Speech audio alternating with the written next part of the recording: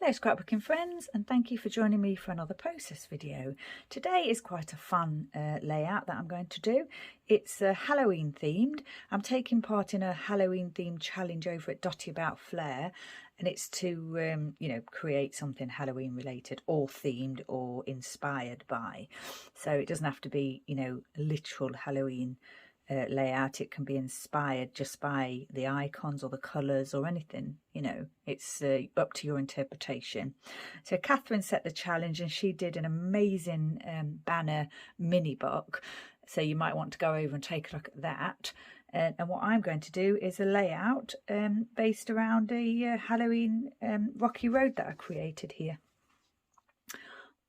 So these are my photos. I've already matted the photos and I've matted the 12 by 12s because I'm using 3 today. So I'm using my usual American Crafts cardstock, and then the 2 main layers are textured, and then this one is not textured because I'm going to stamp directly onto the cardstock. And then I've matted my photos onto textured cardstock. I do like textured cardstock, that's generally my preference, but stamping wise I try and just use plain cardstock, unless I'm looking for kind of like a rugged or rustic look. I've set out some things that I would like to use. I've got my embroidery floss here. I've got some Dotty about Flair pieces. I've punched out some stars out of black cardstock and tracing paper, washi tape, some gems here. These 2 little embellishments I've created myself. I don't actually have any Halloween themed stash at all. It's not something I really document, but Catherine challenged us to think outside of the box. So I thought, well, I haven't got anything in the box, so I'll have to make something. So I created these 2 embellishments. I just drew them, with a black pen, and I used glossy accents on them, which is using glossy accents in the way it's intended to be used. I think most people these days use it as an adhesive, but the original intention was to create a glossy accent. And I did used to do that in my scrapbooking when I first started, when I didn't really have many embellishments and what have you. So it's kind of nice to do that again. I'll perhaps show you how I created this one. But they take a long time to dry, so I had to do them in advance. You have to leave them for a day really, or half a day. I did touch this one before it was dry, so there's a little bit of a fingerprint there, but hopefully that's not too noticeable. And then I picked out these card candy pieces that I've had in my stash for many years, more than 10 years. I think these kind of preceded enamel dots and Nouveau drops and that kind of thing. So I've got a few of those picked out in those colours. And then what I've done is I've used my new L Studio Jane Tile alphabet set that I just purchased recently, and I've stamped that using my purple distress ink. And I've used glossy accent onto those pieces as well, so that's ready as part of the title. And I cut those out individually. So what I did was I stamped them like this using this block. I just stamped them onto like a sheet like this individually, and then I cut them out, and then I did the glossy accents, and then I just left them to dry. So that's those done. I've chosen these 2 ink pads today. When I purchased these ink pads originally, I didn't realise that they were kind of like fancy ones and they did amazing things. I just purchased them for the colours. So, but obviously once I'd purchased them and started using them, I realised they do work differently to an ordinary ink pad. They give more of a distressed look, it says that in the title. But actually that's kind of perfect for Halloween, isn't it? So I was pleased with those, to use those. And then I've got my Impress Spring Green ink pad that I use quite regularly, and this is Spiced Marmalade and Dusty Concord. And I've got my little inker as well.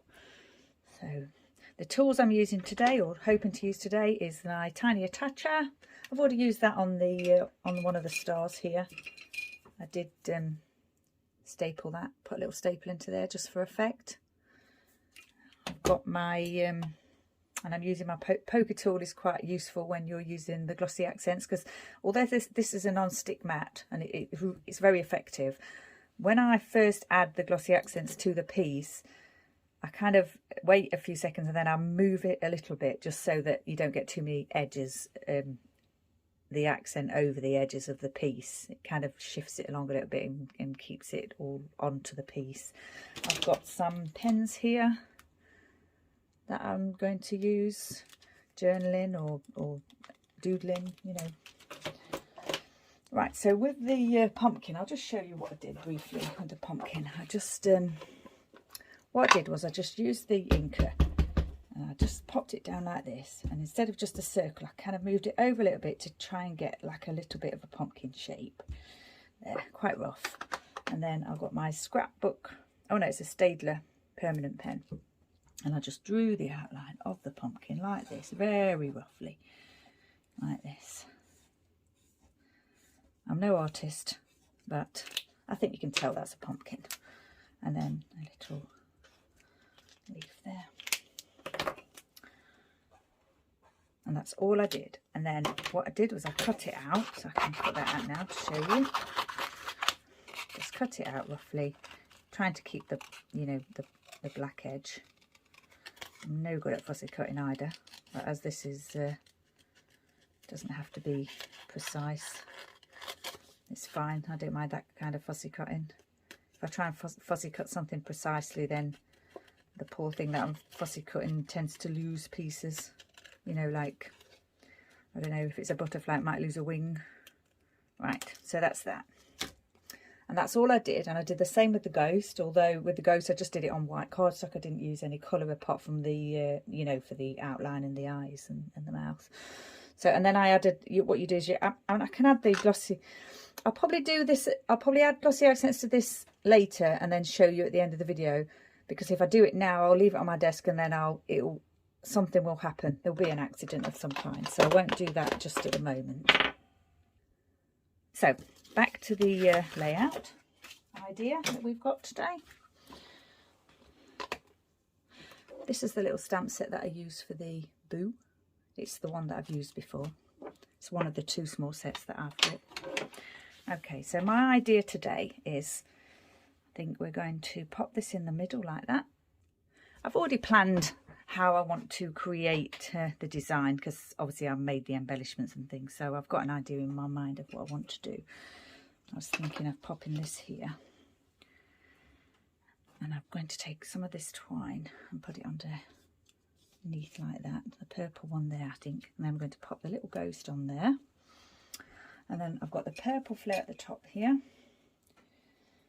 I don't use a lot of purple. It's not that I don't like using purple, it's just not a go-to colour for me. But obviously with Halloween, you can use purple, can't you? It's perfect. I've got the orange twine here that I was going to loop around the XL Flair down here. You do have to be careful with these. You can see probably that this one's a little bit bent. And if I try and press on that too much to flatten it, it will crack. So sometimes that's okay, I don't mind the cracked look, and I'm not too bothered about that today either. But what I thought I would do is just leave it, pop it on there with a foam pad, and not press it down. Just leave it with the little bit of the curled edges. So I've got these pieces here. I thought that I would pop those. I do, as I've probably said before, I do like to have filled corners on my layouts. I don't like to see a empty corner. I like to fill the corners. So I thought I'd do something like this. I've got thickers for the rest of the title, which is these modern art thickers, American Crafts of course, and I thought I would use the orange ones today. And then I'm going to use, this is my Tim Holtz Stampers Anonymous Treats Blueprint set, and I'm going to use this one today, the popcorn. So I was thinking I would stamp that in this section here. And what I did was, before I started, I had a little practice and I did it in the purple and the orange. So you know, I quite like the look of that. So what I'll do next is, I think I'll just go stamp this piece here with you. I did the other one beforehand, but I thought I'd do one on camera, and I think I'm going to do Eek. So it's just easy one with 2 letters the same. It's not, I'm not, you know, there's no set way of doing it. I'm not spacing it out or anything. I'm just stamping it and hoping it fits. there, and it does, so I'm pleased with that. And then what I did on the other one was just pop it over the other star that I'd punched out, and just clip that together with the tiny attacher. That is still a little bit wet, so I'll just put that to one side to dry. And the punch that I use is this Fiskars thick punch, and this is my preferred punch. It is an investment piece. They're, you know, they're not cheap, they're a little bit expensive, but they are very, very robust, and you can use cardstock in them, which is, you know, but it has to be the one that says thick, and you can easily use cardstock and the punch doesn't complain at all. Whereas with some of the other punches that aren't designed, you know, most punches are designed for paper, not cardstock.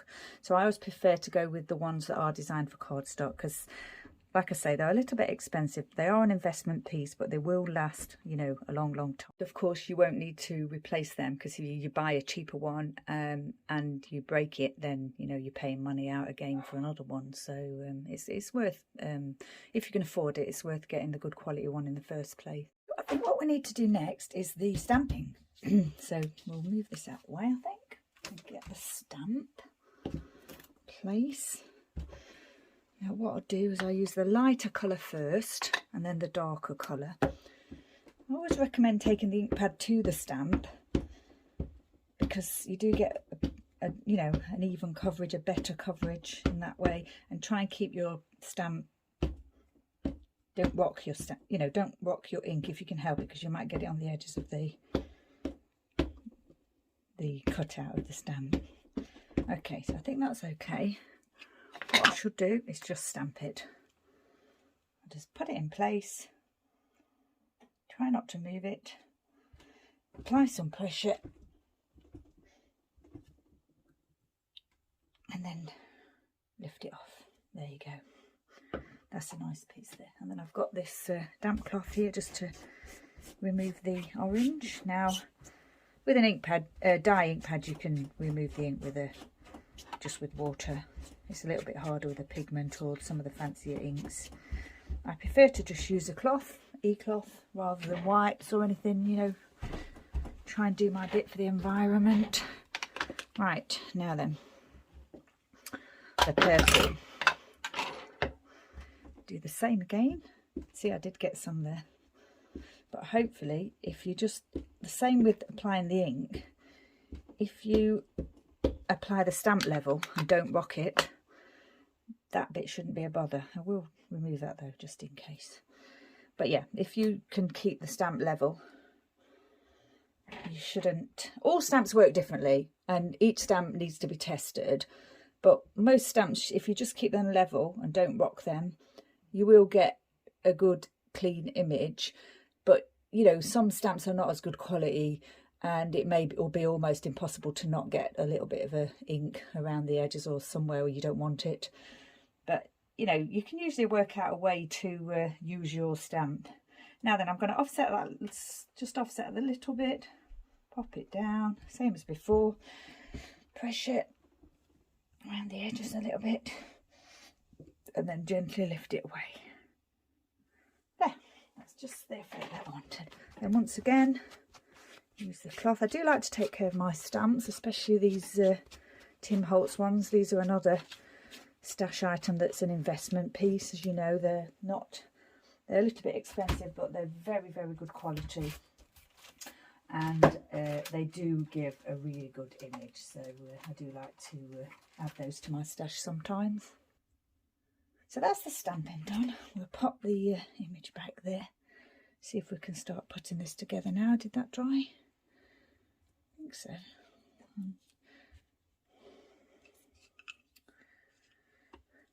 As you can see, I've got a unfilled corner here. So what I'm going to do is I've picked out some of those card candy pieces, and I'm going to fill that corner with all the colours, you know, the colours of Halloween and of my layout. So I've put a little foam pad under each one of those, and I'm just going to put those in the corner like that, I think. what I'll do is I've popped a foam pad on that one, so I'll pop a foam pad on this one.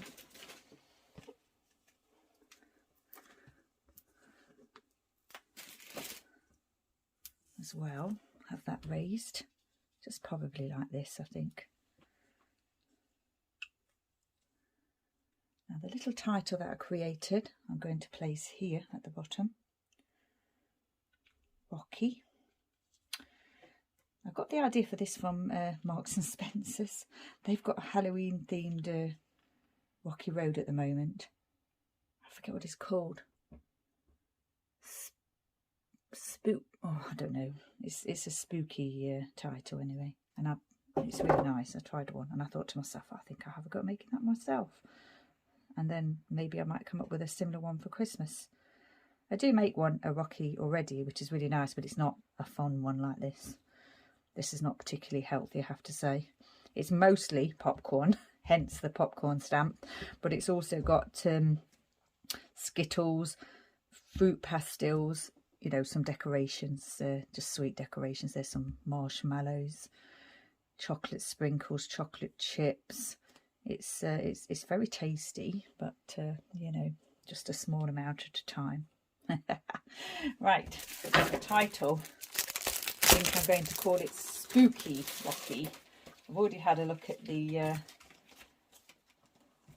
thickers, and I'm pretty sure I've got all the ones that I need in the orange. I did have a look at the purple to do the Rocky word, but I don't think I had them, so you know, it was an opportunity to use my stamps. The actual, although they're orange, they've got different edges to them. The colour that's on the edge is different on each one, but actually I don't mind that. I quite like that.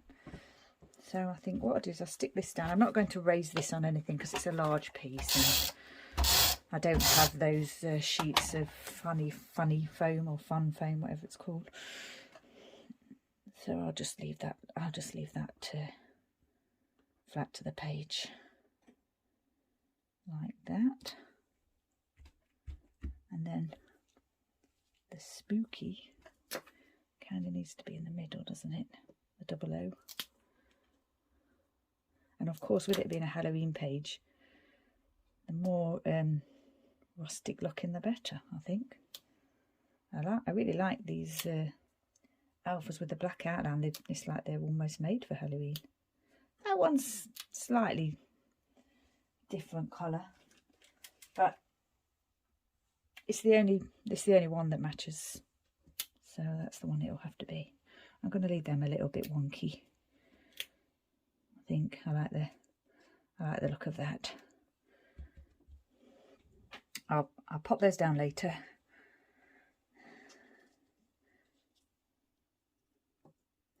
What I think I'll do now is go away and just adhere everything down, and then I'll come back to you to finish off. Okay, so that's all the pieces popped down. I've adhered the Flair, I've adhered the card candy. I haven't popped these down yet actually, and I've twirled the twine around the Flair. I put the Flair down first, add a few dabs of glue, and then twirl it around, and then it'll just dry in place. Now, looking at the layout, I was thinking I wish I'd done it a little bit lower down now. So what I thought I might do is add a little bit of this washi tape here and pop the title on top, and then the second part of the title on the top, and then that kind of might fill that gap a little bit. Not that it's a gap, but you know, take it a little bit lower down so that it's more. It looks more pleasing to me anyway. Obviously it doesn't matter, we all do things how we do them. I thought that might look nice, and I might even put a bit of this one here as well.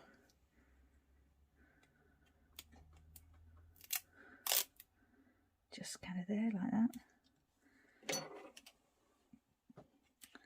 These are my Chamel glitter scissors that came with a box of crayons collection. Very sought after, I'm sure. I treasure them. Right, we'll pop this down. We've already got a head on there. Pop that there. pop this one here, I think, like that. And I didn't actually stick these down. I thought I'd do that with you. So what I'll do is pop a couple of dots on there, and then just place it onto the flare like that. And the same with the little ghost.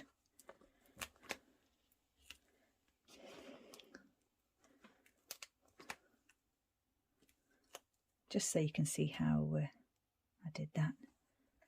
Just place them down like that.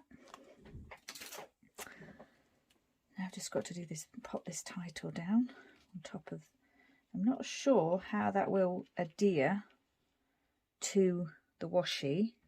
It may require extra adhesive, but what I'll do is I'll place it now, and then if it does need extra adhesive, I'll have a look at that later.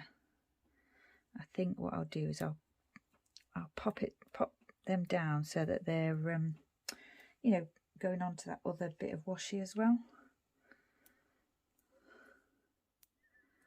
A little bit more interesting to look at.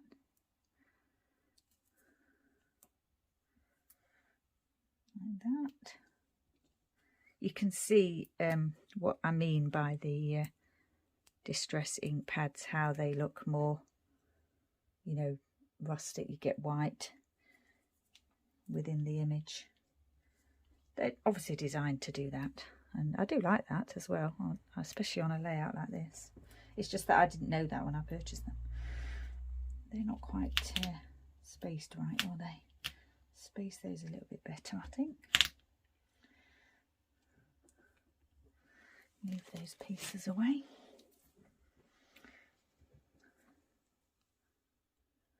And then the only thing this needs now, I think, is a date. I'm not going to put the 31st because I didn't make it on the 31st, but you know, it doesn't matter. I'll do it in green because that's the ink pad that's to hand. And I did this in the other colours, so yeah, I think we'll just pop that there in green like that.